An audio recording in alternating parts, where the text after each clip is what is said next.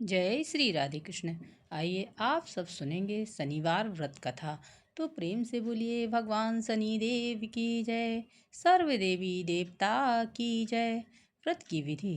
इस दिन शनि काला की तिल, पूजा होती है। काला वस्त्र, तेल, उड़द शनि को बहुत प्रिय है, इसलिए इसके द्वारा शनि की पूजा होती है। शनि की दशा को दूर करने के लिए यह व्रत किया जाता है। शनि स्रोत का पाठ भी विशेष लाभदायक होता है। कथा। एक समय सूर्य, चंद्रमा, मंगल, बुध, बृहस्पति, शुक्र, शनि, राहु और केतु इन ग्रहों में आपस में झगड़ा हो गया कि हम सब में सबसे बड़ा कौन है। सब अपने अपने को बड़ा कहते थे। जब आपस में कोई निश्चय ना हो सका तो सब के सब आपस में झगड़ते हुए इंद्र के पास गए और कहने लगे कि आप सब देवताओं के राजा हो, इसलिए आप हमारा न्याय करके बतलाओ कि हम ग्रहों में से सभी में से सबसे बड़ा कौन है। राजा इंद्र इनका प्रश्न सुनकर घबरा गए और कहने लगे कि मुझ में यह सामर्थ्य नहीं है जो किसी को बड़ा या छोटा बतलाऊं। मैं अपने मुख से कुछ नहीं कह सकता हूँ। हाँ, एक उपाय हो सकता है। इस समय पृथ्वी के राजा विक्रमादित्य दूसरों के दुखों का निवारण करने वाले हैं, इसलिए तुम सब मिलकर उन्हीं के पास जाओ, वहीं तुम्हारे दुखों का निवारण करेंगे। ऐसा वचन सुनकर सभी ग्रह देवता चलकर पृथ्वी के राजा विक्रमादित्य की सभा में जाकर उपस्थित हुए और अपना प्रश्न राजा के सामने रखा। राजा उनकी बात सुनकर बड़ी चिंता में पड़ गए कि मैं अपने मुख से किसको बड़ा और किसको छोटा बतलाऊं। जिसको छोटा बतलाऊंगा वही क्रोध करेगा, परंतु उनका झगड़ा निपटाने के लिए एक उपाय सोचा। उन्होंने सोना, चांदी, कांसा, पीतल, शीशा, रांगा, जस्ता, अभ्रक और लोहा नवो धातुओं के अपने आसन बनवाए। सभी आसनों को क्रम से, जैसे सोना सबसे पहले और लोहा सबसे पीछे बिछाए गए। इसके बाद राजा ने सब ग्रहों से कहा कि आप सब अपने अपने सिंहासन पर बैठ जाइए। जिसका आसन सबसे आगे है वह सबसे बड़ा और जिसका आसन सबसे पीछे है वह सबसे छोटा जानिए। लोहा सबसे पीछे था और वह शनिदेव का आसन था, इसलिए शनिदेव ने समझ लिया कि राजा ने मुझको सबसे छोटा बना दिया है। इस पर शनिदेव को बड़ा क्रोध आया और शनिदेव ने कहा कि राजा, तू मेरे पराक्रम को नहीं जानता। सूर्य एक राशि पर 1 महीना, चंद्रमा 2.25 महीना, 2 दिन और मंगल 1.5 महीना, बृहस्पति 13 महीने, बुध और शुक्र 1 महीना, परंतु एक राशि पर 2.5 अथवा 7.5 साल तक रहूंगा। बड़े बड़े देवताओं को भी मैंने भीषण दुख दिए हैं। राजन सुनो, राम जी को 7.5 आई तो वनवास हो गया और रावण पर आई तो राम ने सेना लेकर लंका पर चढ़ाई कर दी, रावण के कुल का नाश कर दिया। हे राजा, अब तुम सावधान रहो। राजा कहने लगा, जो कुछ भाग्य में होगा सो देखा जाएगा। उसके बाद अन्य ग्रह तो प्रसन्नता के साथ चले गए, परंतु शनिदेव बड़े क्रोध के साथ वहां से सिधारे। कुछ काल व्यतीत हो जाने पर जब राजा को 7.5 की दशा आई तो शनिदेव घोड़ों के सौदागर बनकर अनेक सुंदर घोड़ों के सहित राजा की राजधानी में आए। जब राजा ने घोड़ों के सौदागर को आने की खबर सुनी तो वह अश्वपाल को अच्छे अच्छे घोड़े खरीदने की आज्ञा दी। अश्वपाल ऐसी अच्छी नस्ल के घोड़े देखकर और उनका मूल्य सुनकर चकित हो गया और तुरंत ही राजा को खबर दी। राजा उन घोड़ों को देखकर एक अच्छा सा घोड़ा चुनकर सवारी के लिए चढ़ा। राजा के घोड़े की पीठ पर चढ़ते ही घोड़े जोर से भागा। घोड़ा बहुत दूर एक बड़े जंगल में जाकर राजा को वहां छोड़कर अंतर्ध्यान हो गया। इसके बाद राजा अकेला जंगल में भटकता फिरता रहा। बहुत देर बाद राजा ने भूख प्यास से दुखी होकर भटकते भटकते एक ग्वाले को देखा। ग्वाले ने प्यास से व्याकुल राजा को पानी पिलाया। राजा की अंगुली में एक अंगूठी थी, उसे निकालकर प्रसन्नता के साथ ग्वाले को दे दी और शहर की ओर चल दिया। राजा शहर के में पहुंचा तो एक सेठ की दुकान पर जाकर बैठ गया और उसने अपने को उज्जैन का राजा रहने वाला तथा अपना नाम बीका बतलाया। सेठ ने उसको कुलीन मनुष्य समझकर जल आदि पिलाया। भाग्यवश उस दिन सेठ की दुकान पर बिक्री बहुत अधिक हुई। तब सेठ ने उसको भाग्यवान पुरुष समझकर भोजन कराने के लिए अपने साथ ले गया। भोजन कराते समय राजा ने आश्चर्य की बात देखी कि खूंटी पर हार लटक रहा था और वह खूंटी उस हार को निगल रही थी। भोजन के पश्चात कमरे में आने पर जब सेठ को कमरे में हार न मिला तो सबने यही निश्चय किया कि सिवाय वीका के और कोई इस कमरे में नहीं था, अतः अवश्य ही हार उसने ही चोरी किया है। परंतु वीका ने हार लेने से मना कर दिया। इस पर 5-7 आदमी इकट्ठे होकर उसको फौजदार के पास ले गए। फौजदार ने उसको राजा के सामने उपस्थित कर दिया और कहा, ये आदमी तो भला प्रतीत होता है, चोर मालूम नहीं होता, परंतु सेठ का कहना है कि इसके सिवाय और कोई घर में नहीं आया और आया भी नहीं, अवश्य ही इसी ने चोरी की है। तब राजा ने आज्ञा दी कि इसके हाथ पैर काट कर चौरंगियां किया जाए। राजा की आज्ञा का तुरंत पालन किया गया और वीका के हाथ पैर काट दिए गए। इस प्रकार कुछ काल व्यतीत होने पर एक तेली उसको अपने घर ले गया और कोल्हू पर बिठा दिया। वीका उस पर बैठा हुआ जुबान से बैल हाँकता रहा।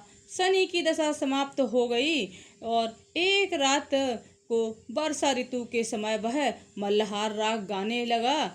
उसका गाना सुनकर उस शहर के राजा की कन्या उस राग पर मोहित हो गई और दासी को खबर लेने के भेजा कि शहर में कौन गा रहा है। दासी सारे शहर में फिरती फिरती क्या देखती है कि तेली के घर में चौरंगिया राग गा रहा है। दासी ने महल में आकर राजकुमारी को सब वृतांत सुना दिया। बस उसी क्षण राजकुमारी ने अपने मन में यह प्रण कर लिया कि चाहे कुछ भी हो, मैं इस चौरंगिया के साथ विवाह करूंगी।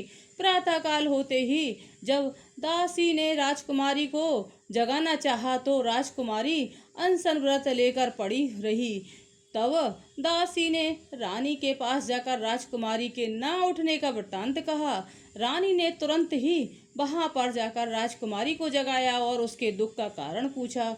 तो राजकुमारी ने कहा, माताजी, मैंने यह प्रण कर लिया है कि तेली के घर में जो चौरंगिया है उसी के साथ विवाह करूंगी। माता ने कहा, पगली, यह क्या बात कह रही है? तुमको किसी देश के राजा के साथ विवाह जाएगा। कन्या कहने लगी कि माताजी, मैं अपना प्रण कभी नहीं तोड़ूंगी। माता ने चिंतित होकर यह बात राजा को बताई। जब महाराजा ने भी आकर यह समझाया कि मैं अभी देश देशांतर में अपने दूत भेजकर सुयोग्य रूपवान एवं बड़े से बड़े गुणी राजकुमार के साथ तुम्हारा विवाह करूंगा, ऐसी बात तुमको कभी नहीं विचारनी चाहिए। कन्या ने कहा, पिताजी, मैं अपने प्राण त्याग दूंगी परंतु दूसरे से विवाह नहीं करूंगी। इतना सुनकर राजा ने क्रोध से कहा, यदि तेरे भाग्य में ऐसा ही लिखा है तो जैसी तेरी इच्छा वैसा ही कर। राजा ने तेली को बुलवाकर कहा कि तेरे घर में जो चौरंगिया है उसके साथ मैं अपनी कन्या का विवाह करना चाहता हूँ। तेली ने कहा, यह कैसे हो सकता है? कहाँ आप हमारे राजा और कहाँ एक नीच तेली। परंतु राजा ने कहा कि भाग्य के लेखों को कौन टाल सकता है, अपने घर जाकर विवाह की तैयारी करो। राजा ने उसी समय तोरण और बंधनवार लगवाकर अपनी राजकुमारी का विवाह चौरंगिया बने विक्रमादित्य के साथ कर दिया। रात्रि को जब विक्रमादित्य और राजकुमारी महल में सोए तो आधी रात के समय शनिदेव ने विक्रमादित्य को स्वप्न दिया कि राजा, कहो, मुझको छोटा बतलाकर तुमने कितना दुख उठाया है। राजा ने क्षमा मांगी। शनिदेव ने प्रसन्न होकर विक्रमादित्य को हाथ पैर दिए। तब राजा ने कहा, महाराज, मेरी प्रार्थना स्वीकार करें कि जैसा दुख आपने मुझे सौंप दिया ऐसा और किसी को ना दें। शनिदेव ने कहा कि तुम्हारी यह प्रार्थना स्वीकार है। जो मनुष्य मेरी कथा सुनेगा या कहेगा उसको मेरी दशा में कभी किसी प्रकार का दुख नहीं होगा और जो नित्य ही मेरा ध्यान करेगा और चींटियों को आटा डालेगा उसके सब मनोरथ पूर्ण होंगे। इतना कहकर शनिदेव अपने धाम को चले गए। राजकुमारी की आंखें खुली तो उसने देखा कि राजा के हाथ पैर सही सलामत देखे तो आश्चर्य को प्राप्त हुई। उसको देखकर राजा ने अपने समस्त हाल कहा और कहा कि मैं उज्जैन का राजा विक्रमादित्य हूँ। यह बात सुनकर राजकुमारी अत्यंत प्रसन्न हुई। प्रातःकाल राजकुमारी से उसकी सखियों ने पूछा तो उसने अपने पति का समस्त वृतांत कह सुनाया। तब सबने प्रसन्नता प्रकट की और कहा कि ईश्वर ने आपकी मनोकामना पूर्ण कर दी। जब उस सेठ ने यह बात सुनी तो वह विक्रमादित्य के पास आया और राजा विक्रमादित्य के पैरों में गिरकर क्षमा मांगने लगा कि आप पर मैंने चोरी का झूठा दोष लगाया, अतः आप मुझको जो चाहे दंड दो। यह राजा ने कहा, मुझ पर तो शनिदेव का कोप था, इसी कारण यह सब दुख मुझको प्राप्त हुआ। इसमें तुम्हारा कोई दोष नहीं है, तुम अपने घर जाकर अपना कार्य करो। सेठ बोला कि मुझे तभी शांति होगी जब आप मेरे घर चलकर प्रीतिपूर्वक भोजन करेंगे। राजा ने कहा कि जैसे आपकी मर्जी हो वैसा ही करें। सेठ ने अपने घर जाकर अनेक प्रकार के सुंदर भोजन बनवाए और राजा विक्रमादित्य को प्रीति भोज दिया। जिस समय विक्रमादित्य भोजन कर रहे थे, एक अत्यंत आश्चर्य की बात सबको दिखाई दी। जो खूंटी पर हार निगल गई थी वह अब हार उगल रही थी। जब भोजन समाप्त हो गया तो सेठ ने हाथ जोड़कर बहुत सी मोहरें राजा को भेंट की और कहा, मेरे श्री कंबर नामक एक कन्या है, उसका पाणिग्रहण आप करें। उसके बाद सेठ ने अपनी कन्या का विवाह राजा के साथ कर दिया और बहुत सा दान दहेज आदि दिया। इस प्रकार कुछ दिनों तक वहाँ निवास करने के पश्चात विक्रमादित्य ने शहर के राजा से कहा कि अब मेरी उज्जैन जाने की इच्छा है। फिर कुछ दिन बाद विदा लेकर राजकुमारी मनभाविनी सेठ की कन्या श्री काम्बरी तथा दोनों जगह से दहेज में प्राप्त अनेक दास दासियां रथ और पालकियों सहित विक्रमादित्य उज्जैन की तरफ चले। जब शहर के निकट पहुँचे तो पुण्यवासियों ने राजा के आगे का संवाद सुना तो समस्त उज्जैन की प्रजा अगवानी के लिए आई। तब बड़ी प्रसन्नता से राजा अपने महल में पधारे। सारे शहर में बड़ा भारी महोत्सव मनाया गया और रात्रि में दीपमाला की गई। दूसरे दिन राजा ने शहर में यह सूचना कराई कि शनीश्वर देवता सब ग्रहों में सर्वोपरि हैं।